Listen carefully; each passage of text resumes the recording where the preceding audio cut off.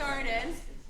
How is everybody? Thank you for coming. I know it's the summer, it was short notice, but it's really important to us whenever we have an update to get it out to you because things are still moving on this project even though it is the summer. My name is Erica Gulick. I work for the Operations Department in Alexandria City Public Schools. I work with a team on this project. There's Paul Yumby. He is the project manager for this project, and he'll be helping us get through it. And he's also the project manager for the Douglas MacArthur project, so that we can make sure those timelines are working together. And that is all he is doing. So you have a designated person just for this. As I said, thank you all for coming. We're here to talk about the Douglas MacArthur swing space that will occupy this building in September 2020, so another year from now. Not this upcoming year, you'll continue to stay in your school, and Patrick Henry will continue to stay here. We want to go through a few things, some introductions. So I just want to introduce you to some of the team members. As I said, my name is Erica. That is Paul. We are both ACPS employees. Over here, this group of lovely people is our consultants working on this project. We have our architect, Bill Brown, Olivia Brookman with the Mosley team. Ashley Geesom is our civil engineer from AdTech. We have Grady Vaughn and Jeff Edmondson from Wells and Associates, who are our traffic engineer. So we have a great team. These people do a lot of work in Alexandria. We're really happy to have them. We're going to have them walk us through some of the updates to the site plan. For those of you who joined us in the July meeting, we gave you an image basically that kind of looked like that. We had some conversations about what that could look like. We charged the design team to go back and look at adding more parking, and they have been able to do that. So they're going to give you an update on that. We're also going to talk about site circulation. So our Wells and Associates teams will give you an update on how the site will work, how parent drop-off and bus drop-off and pickup will work during the occupancy of both these schools, as well as the overall traffic study will give you a brief update on that and what the impact to the neighborhood might be.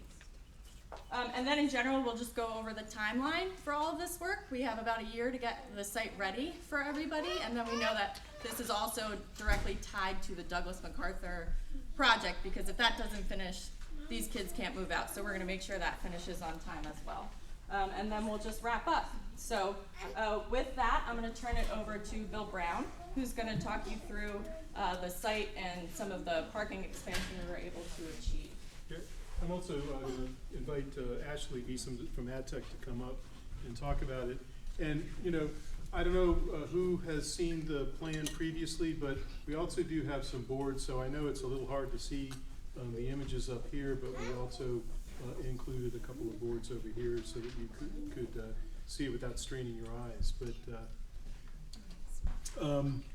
as you know, as we reuse the building, one of the things we'll need to do is have good circulation and also parking around the building.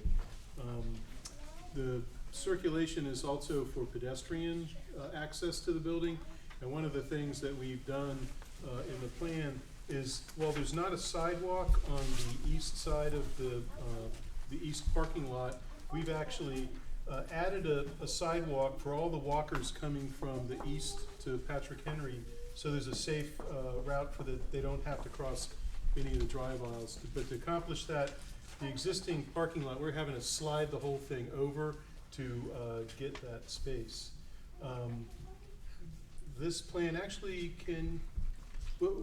this plan actually will show you there's some highlighted spaces, and that's where we picked up some additional parking. I can advance this.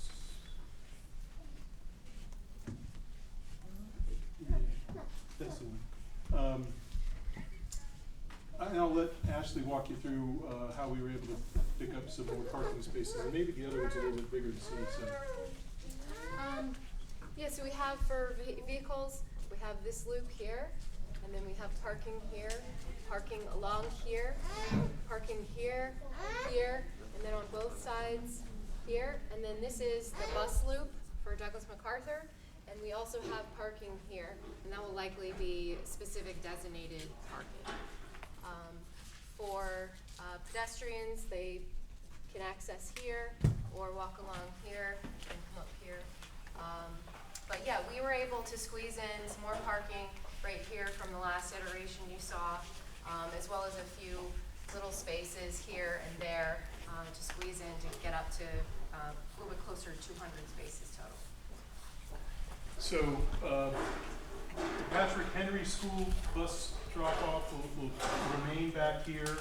I know that the folks from Wells and Associates are going to talk about drop-off, so we're just giving an update on where we are with parking. But we're really maxing out the site as much as we can for parking, and still keeping as much play area as we can for the Douglas MacArthur. So with that, we'll let you guys come up and talk a little bit about.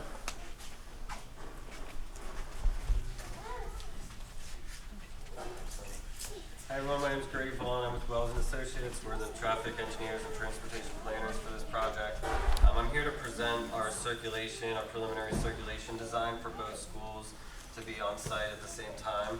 We came up with a one-way plan which reverses with an offset between the two start times. So the Patrick Henry School will run counterclockwise through the loop that wraps the old Patrick Henry School, new Douglas MacArthur School, and Douglas MacArthur will utilize the loop clockwise. Both loops will want to run one way with a pass lane and have separated bus drop-off locations so the passenger cars and the buses will be using the same areas. This is the plan for the Patrick Henry School.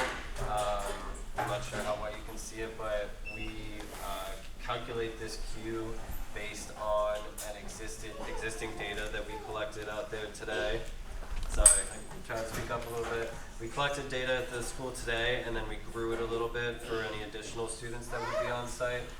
We planned the main entrance with faculty assistants to accommodate all of the drop-offs here, right at this main entrance outside.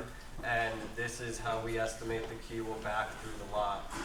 This is one way counterclockwise with a second lane that would allow cars to pass. So if you're second or third in line and you've already completed your drop-off, you'd be able to pass the other vehicles and exit the lot without creating too much backup.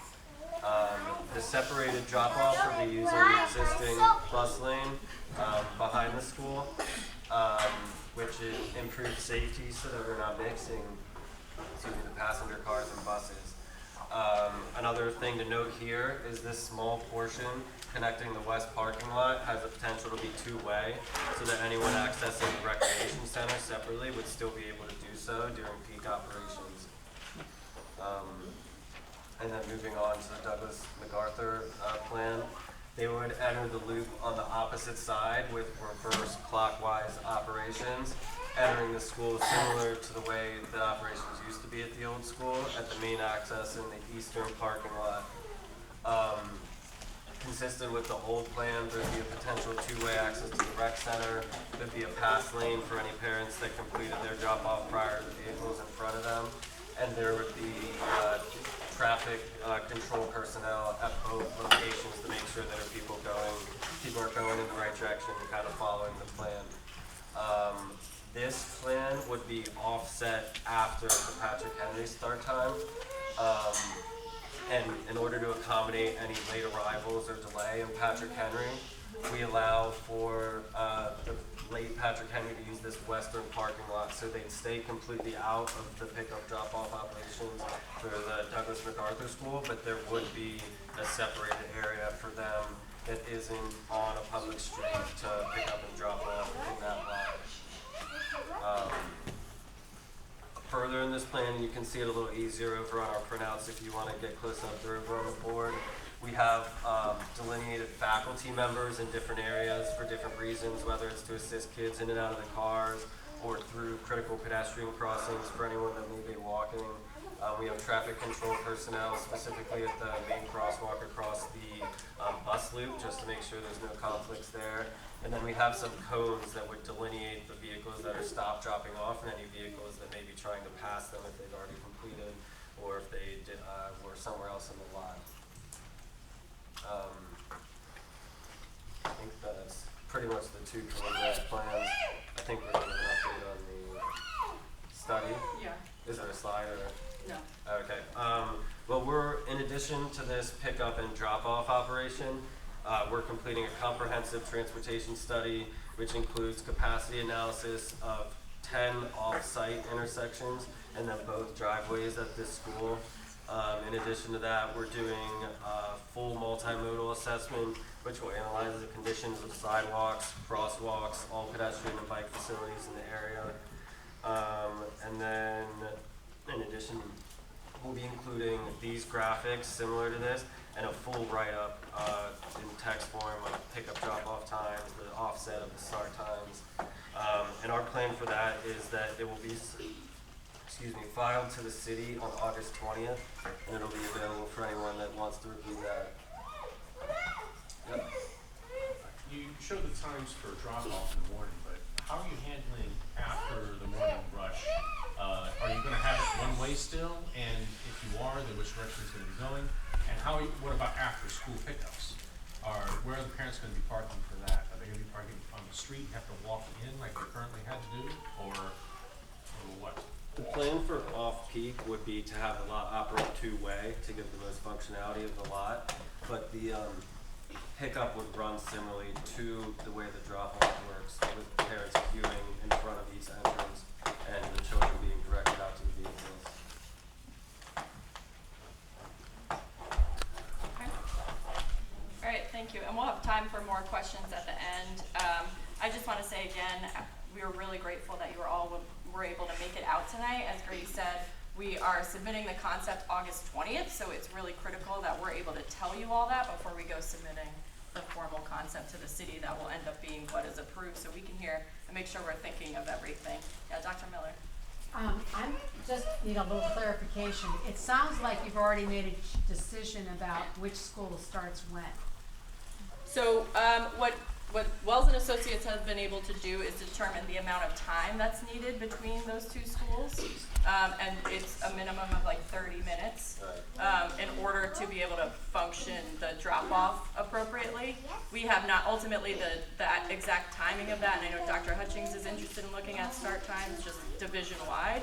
We'll have to determine with our transportation team and our school teams and all of that, but there will be a separation and one will have to go later, and that's how we'll have to handle it during the swing space occupancy. I just want to make sure that that's clear, that what you're saying is not stuck to a particular time.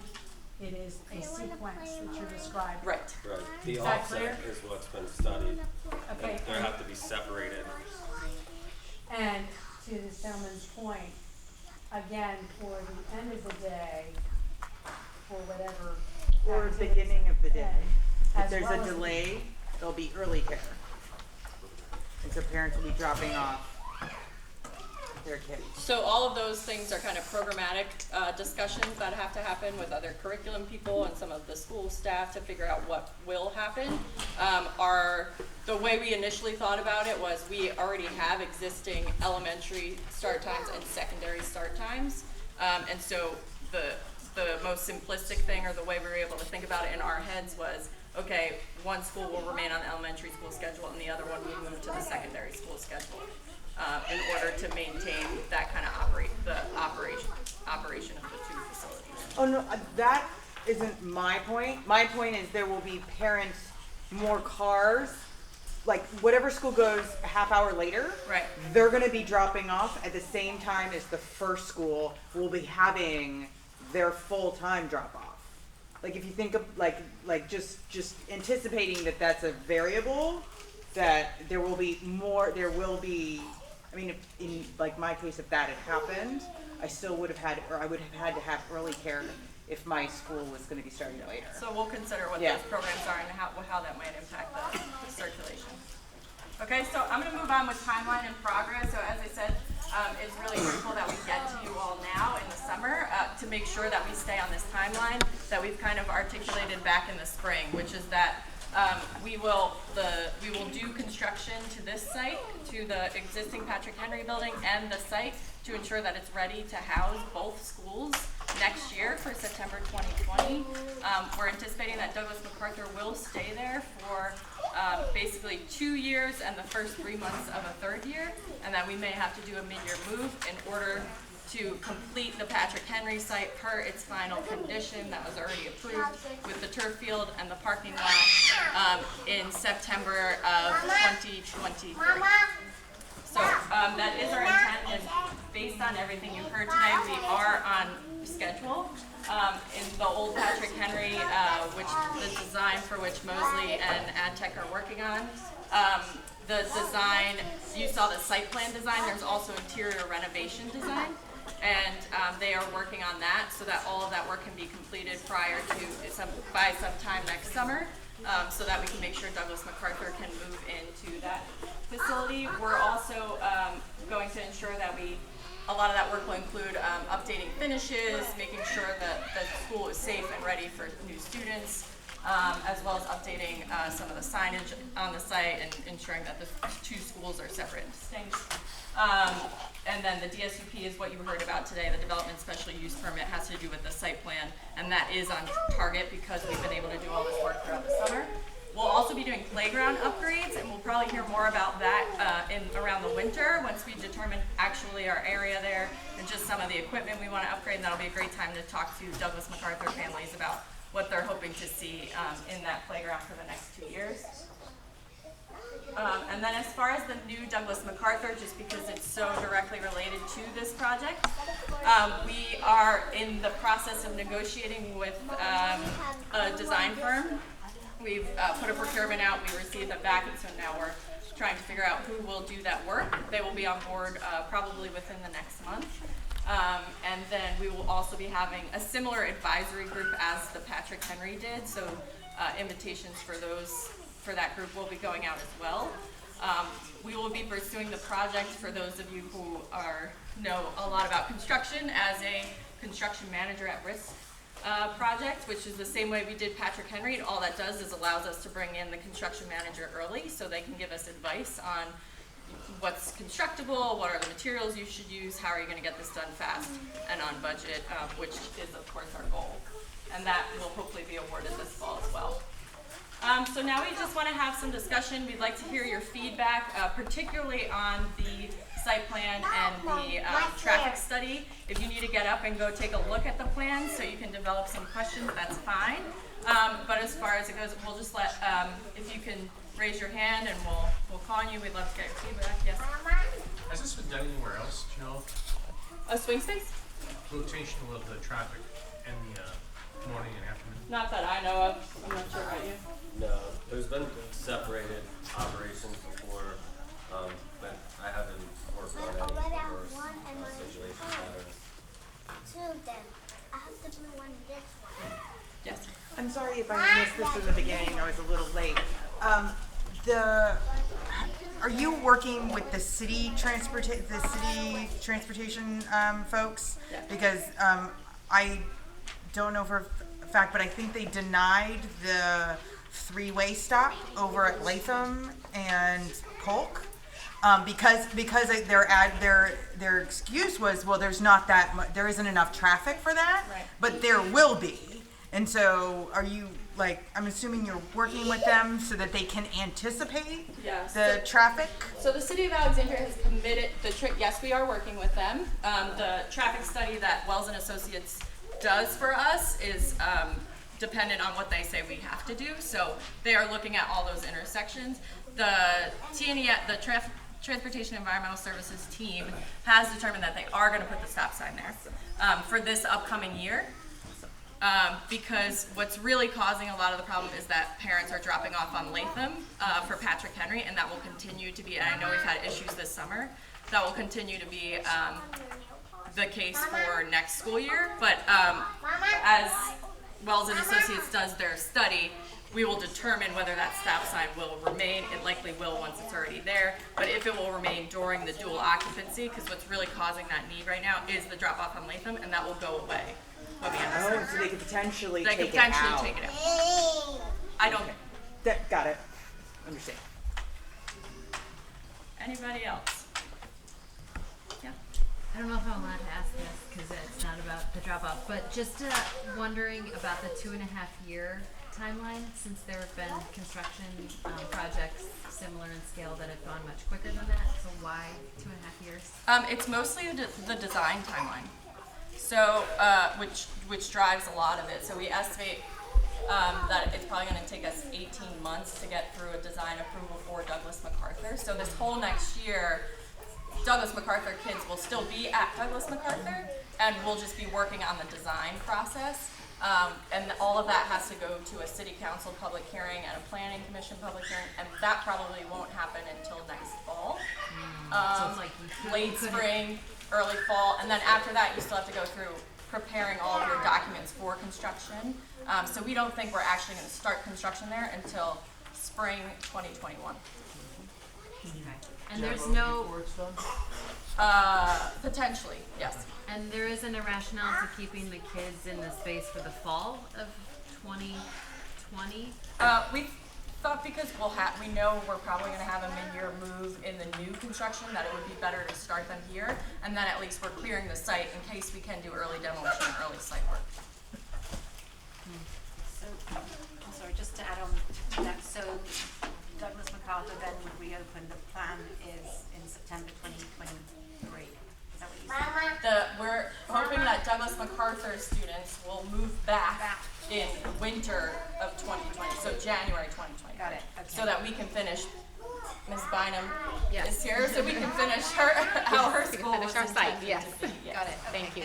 In preparation for the following school year. Yes. Got it. Okay, yeah.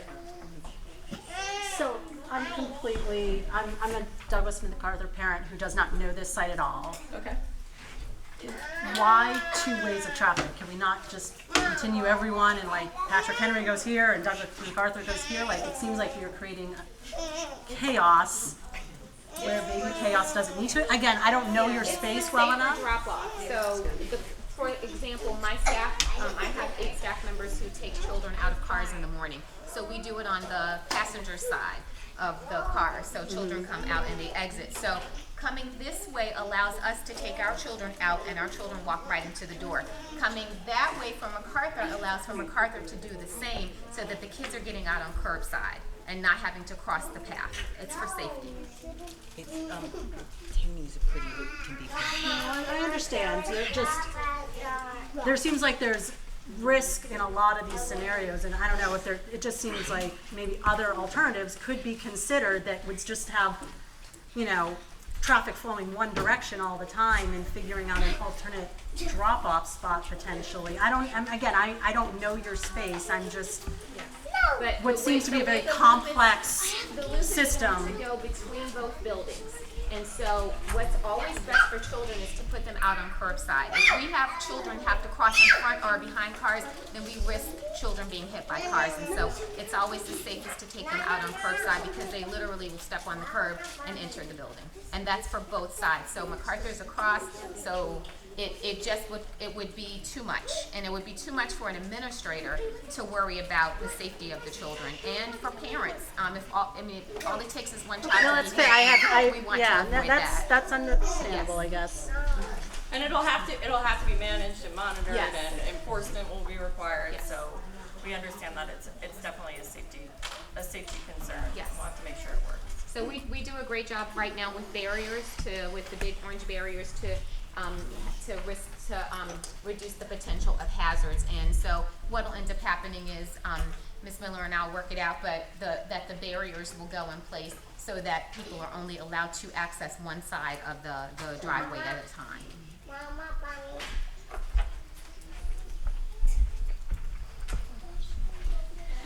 Sorry if I missed the beginning of the presentation, but are we talking about cars dropping off? Because what's the percentage of kids that just take the bus and walk versus all this parental drop off? Yeah. So for Douglas MacArthur, none of the kids will walk.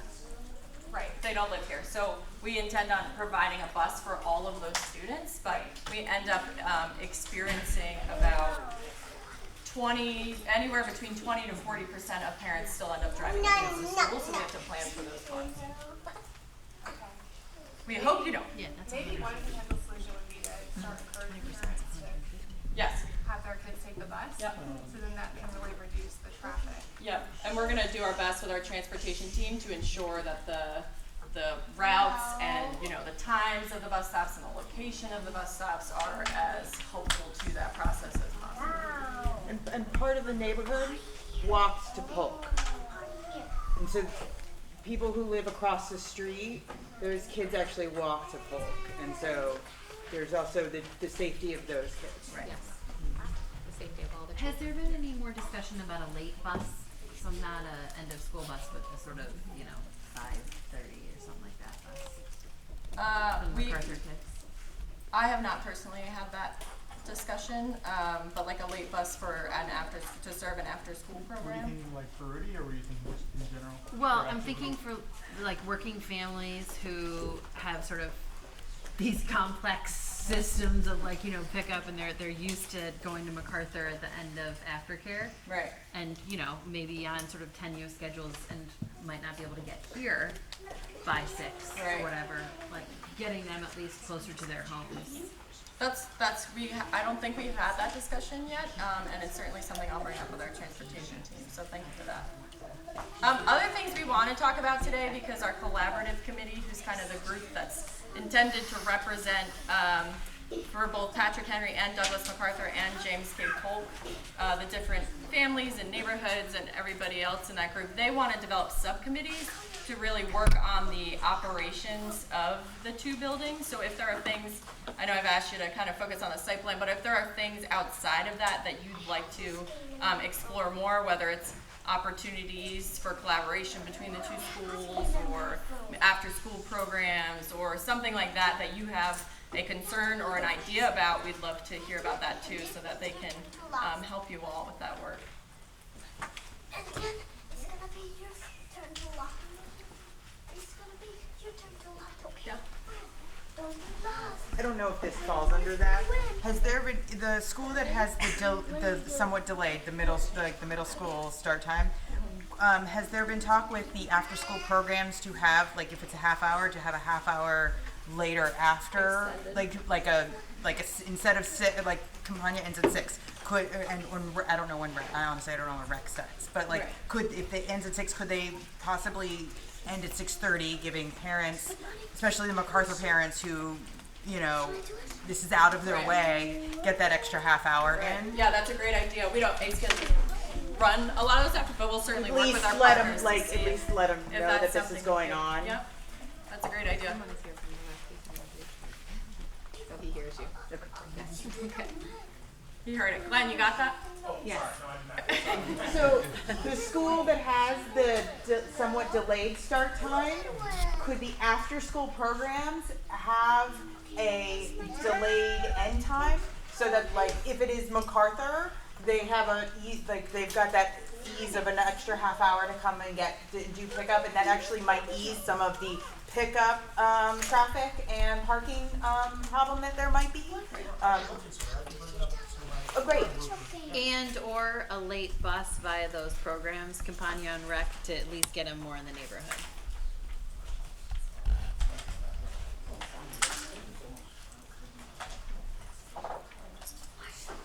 So I've kind of heard a lot of concern, maybe, well, first of all, we got enough parking to park everybody, so that's exciting.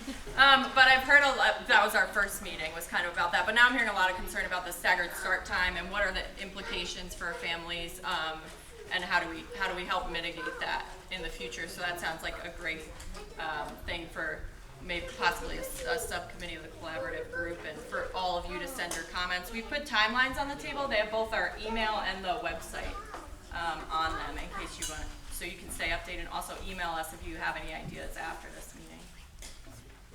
My turn. Is there anything else? Where's my turn? Mama, Yeah. what are you doing? I would just say that safety is something that would be for everyone. We would have to really work on those procedures well in advance.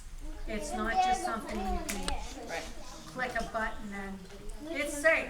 So it's gonna take a lot of rehearsal and a lot of signage in various languages, not just one side.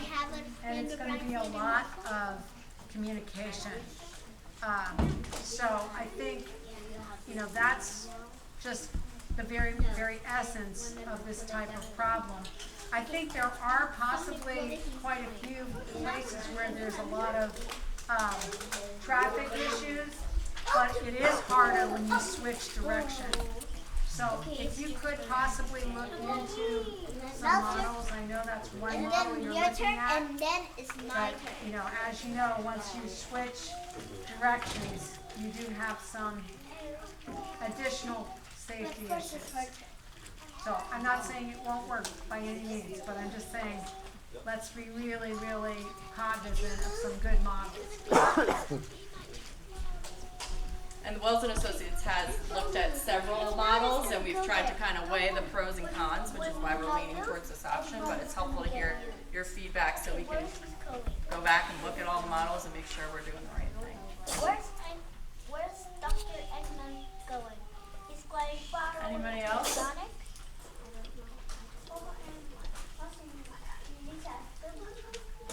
Okay. Well, you're welcome to stay around and ask people questions directly. We have all the concepts over there. Ms. Bynum's our principal from Patrick Henry. She's here. Dr. Miller is our interim principal from Douglas MacArthur, and she's here so you can ask them any kind of school-specific questions. And other than that, we'll kind of hang around for a little bit. Thank you.